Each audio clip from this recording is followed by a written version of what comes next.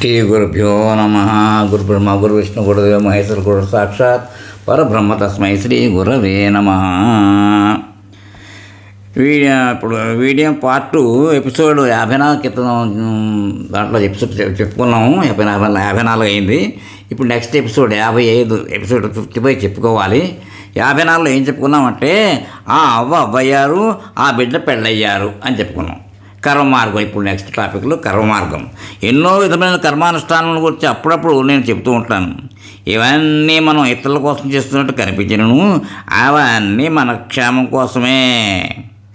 ఒకరికి ఉపకారము సేవయో చేసినప్పుడు మన హృదయంలో ఒక విధమైన తృప్తి, పరిపూర్ణత ఏర్పడుతున్నది. మన సేవ వలన ఇతరులకు లాభము ఉన్నను లేకపోయినను మనకు ఒక కృతకృత్యతానుభవం, పరిపూర్ణ భావము కలుగుతున్నది. దీనిని మనము పరోపకారమని అనుకున్నను మనకు నిజంగా ఇది ఉపకారంలాగానే ఉంటుంది. మనం ఈశ్వరారాధన చేస్తున్నాం, పరమేశ్వరునికి కావాల్సింది ఏమీ లేదు. కానీ మంత్రజపము, పారాయణము, క్షేత్రాటనము ఏదో ఒకటి చేసినప్పుడు మన హృదయాలలో ఆనంద స్ఫురణ అనుభవగోచరం అవుతున్నది. ఈ కార్యములన్నీ మనకు మన యందు గల ప్రీతిని ఉద్దేశించే చేస్తూ ఉన్నాం. భార్య ఎందు కానీ, పిల్లల ఎందు కానీ, ఇతరుల ఎందు కానీ మనము ప్రీతిని ఉంచటం మన యందు మనకు గల ప్రీతి కారణం వల్లనే. ఈ ప్రీతి కారణం ఆత్మయందు మనకు గల ప్రీతి అని ఉపనిషత్తుల్లో యాజ్ఞవల్క్య మహర్షి బోధిస్తున్నాడు. భగవద్భక్తి, సామూహిక సేవ, ఆత్మ సంతోషము కొరకే మనం చేస్తున్నాం. దీనికోసమే శరీర క్లేశం అనుభవిస్తూ ఉన్నాం. ఏ అంతటి త్యాగమునకైనా మనం వెనుదీయటం లేదు. మనం ఆర్జించే ద్రవ్యం మన ఇంద్రియ భోగములకు ఖర్చు పెట్టినప్పుడు ఇట్టి ఆనందం కానీ, తృష్టి కానీ మనకు కలగడం లేదు. పోగా అశాంతికి దారితీస్తున్నది. అద్దంలో మన ముఖం మనకు కనబడుతుంది. మన ముఖంలో తిలకం ఉండాలంటే అద్దంలో కనబడే బింబమును పెట్టితే అద్దం మసి కావడం తప్ప వేరే ప్రయోజనం ఉండదు. స్వార్థమైన కార్యములు చేయడం కూడా మన ముఖానికి మసిపూసినట్లే అవుతుంది. దానివల్ల ఆత్మసంతృష్టి కలగదు. మనస్సునే మాయాదర్పణంలో ప్రతిబింబించే పరమాత్మ బింబమును చూచి మనం అని భ్రమిస్తున్నాం. ఆ బింబమునకు మనం అలంకారం చేయవలనంటే పరమాత్మకు అలంకారం చేయాలి. పరమాత్మ స్వరూపమే ఈ విశ్వం, ఈ జగత్తు. దీనికి మనం చేసే సేవ పరమాత్మ యొక్క సేవయే. దానివల్లనే మనకు కృతార్థత, పరిపూర్ణత కలుగుతుంది. అమ్మవారికి మనం చేసే అలంకారం వల్లనే మనకు ఆనందం. మనం చేసుకునే అలంకారం అహంకారమే. మనం చేసుకునే అలంకారం ఏంటంటే అది అహంకారమే. ఈ విషయం అందరూ గ్రహించలేకున్నారు. మనం జగత్తుకు చేసే సేవ జగదీశ్వరి సేవయే.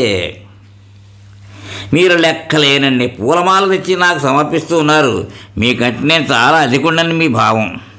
మీ భక్తిని ఈ విధంగా వ్యక్తం చేస్తూ ఉన్నారు.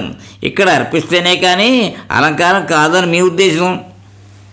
మీ మాలల్ని ధరించి నేను చాలా పెద్ద మనిషిని నేను అనుకుంటే అది అహంకారమే. మీరు భక్తితో తెచ్చిస్తున్నారు కనుక దాన్ని తిరస్కరించలేను. మీరు నన్ను అలంకరించి ఆనందిస్తుంటే నేను ఈ మాలలను అమ్మవారికి అర్పించి ఆనందిస్తూ ఉన్నాను. అందుచేత వ్యక్తిగతంగా మనం సుఖం కోసం డబ్బును ఖర్చు చేయడం, మనసు ముఖాలకు మసిపూసుకోవడమే. ప్రపంచంలోని ప్రజల కోసం చేసే సేవ పరమేశ్వర ఆరాధన అవుతుంది. దానివల్ల ఆత్మదృష్టి ఏర్పడుతుంది. ఇతరుల కోసం పాటుపడేటప్పుడు కలిగే క్లేశం, దుఃఖం, ఆనందం, సుఖము ఇస్తున్నది. ప్రపంచం పరమాత్మ స్వరూపం అయితే మనము పరమాత్మలమే. మనస్సు అనే అర్థాన్ని నిరాకరిస్తే ఆ పరమాత్మ స్వరూపమే మనం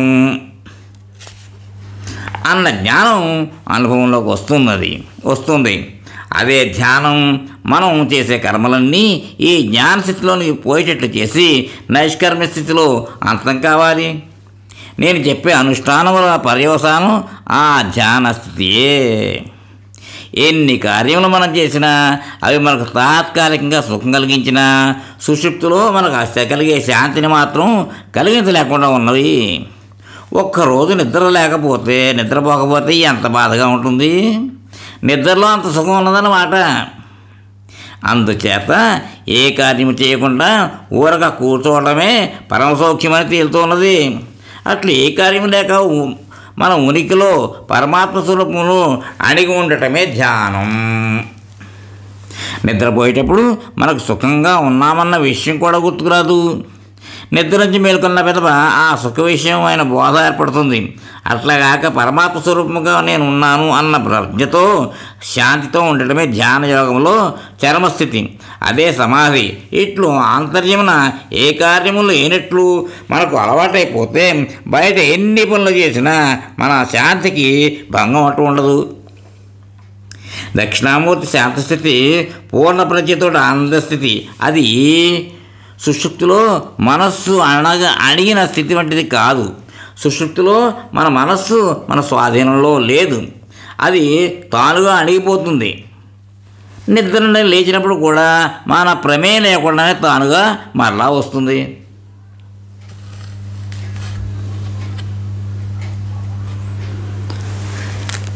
చావు కూడా ఒక విధమైన నిద్రయే. చావులోనే మనస్సు అణుగుతున్నది, కానీ ఇంకొక పుట్టుకలో అదే మనస్సు తన పనిని మరలా ప్రారంభిస్తున్నది. అందుచేత ఈ మనస్సు అణగటం అనే క్రియ మన స్వాధీనంలోకి రావాలి. అప్పుడు కానీ మన మనస్సు మన మాట వినదు. దక్షిణామూర్తి ఏ కార్యము లేక పూర్ణ ప్రజ్ఞతో ఉన్నాడు. లోపల ఏ కార్యము లేని దానివలన బయట అన్ని కార్యములు చేయటకు సమర్థుడుగా ఉన్నాడు. ఏ కార్యము లేకుండా వటవృక్షం క్రింద కూర్చున్న దక్షిణామూర్తి ఆనందతాండవమూర్తిగా, త్రిపుర సంహార మూర్తిగా, భిక్షాటన మూర్తిగా విలసిస్తూ ఉన్నాడు. భక్తులకు వరప్రదానం చేస్తున్నాడు. ఏమి చేస్తున్నా హృదయంలో ప్రశాంతత. అన్ని ఆర్భాటాలు బయటవే, లోపల ప్రశాంతి. ఈ స్థితి మనకు కలిగినదంటే ఎంతటి కార్యరంగంలోకైనా మనము దూకవచ్చును. కానీ మనం ఉండే స్థితి ఆయన స్థితికి వ్యతిరేకం. బయట శాంతంగా ఉన్నట్లు మనం ఉన్నట్టు కనిపించినను లోపల ఎక్కడ లేని అలజడి అశాంతే. మొదట బహిర్శాంతిని మనం సాధించగలిగితే తర్వాత అంతర్శాంతి క్రమంగా సిద్ధిస్తుంది. ఇంద్రియ వ్యాపారాలను తగ్గించుకుని ఏకాంతమును అలవర్చుకో. పరోపకారం తప్పించి ఇతర కార్యంలో పాల్గొనవద్దు. ధనాశను వదులుకొని అరణ్యమునకు పో అని పెద్దలు ఉపదేశం చేశారు. ఇట్లు దేనిని వదులు అని మనకు పరమప్రీతికరంగా ఉండే విషయాలను త్యాగం చేయమంటే మనం అంత సులభంగా చేస్తామా? ఆ మాటలు వింటామా? చిత్తశుద్ధి ఏర్పడితే కానీ ఈ బోధలు మనకు రుచించవు. ఈ ఉపదేశమును అమలులో పెట్టడానికి వలసిన పరిపక్వత రాదు. అందుచేత దీన్ని వదులు అని చెప్పడానికి బదులుగా దీన్ని చెయ్యి, దాన్ని చెయ్యి అని నానా విధములైన కర్మలను విధులను నిర్దేశించారు. కార్యములు చేసే ప్రవృత్తి మనకు సహజంగానే ఉన్నది. అందుచేత శాస్త్రవిహితమైన కర్మలను రాగద్వేష రహితంగా చేటుకు పూనుకుంటున్నాము. కానీ కార్యమని తలపెట్టితే అందులో ఇచ్ఛాద్వేషములు పొడసూపుతూనే ఉంటవి. అందుచేత మొదటనే ధ్యానమని ప్రారంభించకుండా కర్మానుష్ఠానములు చేస్తూ వచ్చినామంటే భగవద్కృప వలన ఇష్టానిష్టములు తొలగి సత్కర్మలు సరైన విధానంలో చేయగలుగుతున్నాము. ఇచ్ఛాద్వేషము తగ్గుట వలన చిత్తశుద్ధి ఏర్పడుతున్నది. చిత్తశుద్ధి కలిగిన వెంబట ధ్యాన వ్యగ్రతకు కావలసిన ఏకాగ్రత మనకు లభిస్తున్నది. అట్టి స్థితిలో మనం అడవికి వెళ్ళి ముక్కు పట్టుకుని కూర్చోవలసిన ఆవశ్యకత ఉండదు. సర్వము పరమాత్మ స్వరూపమే అన్న జ్ఞానం కలుగుతుంది. ఊరు, అడవి, ఏకాంతము, జనసందడి అన్ని పరమాత్మ స్వరూపంగానే అనుభవానికి వస్తుంది. కార్యము పరమాత్మయే, ధ్యానము పరమాత్మయే. ఏ పని చేసినా మన ఆత్మశాంతికి భంగం లేదు. దక్షిణామూర్తి వలె మనము శాంతముగా ఆనందముగా ఉండిపోవచ్చు.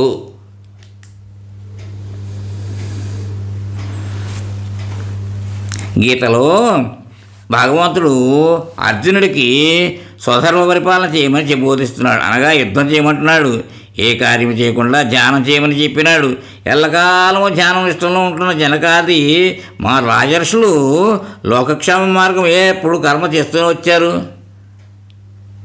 లోకక్షేమార్థం ఎప్పుడు కర్మ చేస్తూనే వచ్చారు. నేను వారి వల్ల నిష్కామ కర్మ చేస్తున్నాను అని పైగా అర్జునుడితో అంటున్నాడు. ఇవన్నీ పరస్పర విరుద్ధంలోగా లేవా అంటే ఒకదాని నుండి మరొకటి ఏర్పడుతున్నది. మొట్టమొదటిన ఆత్మానుసంధానం చేయలేము కనుక కర్మానుష్ఠానం దాని మూలకంగా చిత్తశుద్ధి ఏర్పడిన మీద నిష్కామ కర్మ ద్వారా ధ్యానం, యోగం ఇట్లా సోపాన ప్రక్రియగా ఆత్మానుసంధానం చేయాలని భగవంతుని బోధ. దీనిలో సిద్ధి ఏర్పడిన పిదప మనల్ని ఏది బాధించదు. లోకక్షేమం కోసం బయట కర్మ జరుగుతూ ఉంటుంది, లోపల ఎక్కడా లేని ప్రశాంతి.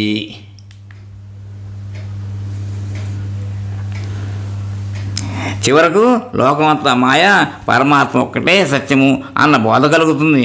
మనం వేరు, పరమాత్మ వేరు, కార్యం వేరు, నేను కర్తను వేరు అన్న ఆలోచన లేకుండా అద్వైతంగా బ్రహ్మగా ఉండవాలనే భగవత్పాదుల వారి సిద్ధాంతం. ఆయన పేరును పెట్టుకున్న నేను ఎప్పుడు వైదిక కర్మలు, పూజ, జపం, పరోపకారం ఇవన్నీ చేయమని చెప్పడం ఎందుకు అనగా మనం ఉన్న స్థితిలో ఇక్కడి నుంచి ప్రారంభిస్తే కానీ మనకు ధ్యాన నిష్ఠకు కావలసిన చిత్త ఏకాగ్రత కుదరదు. కనుక ఇట్లా ఆరంభించి చేస్తూ వచ్చినామంటే ఈ కర్మలు సోపానముల వలె సాయపడి అద్వైత శిఖరానికి మనల్ని అందరినీ తీసుకుని వెళ్ళగలవు. శ్రీకృష్ణ పరమాత్మ, శంకర భగవత్పాదులు సూచించిన మార్గము ఇదే. మొదటి కర్మ పిదప ఉపాసన అనగా భక్తి, చివర జ్ఞానం.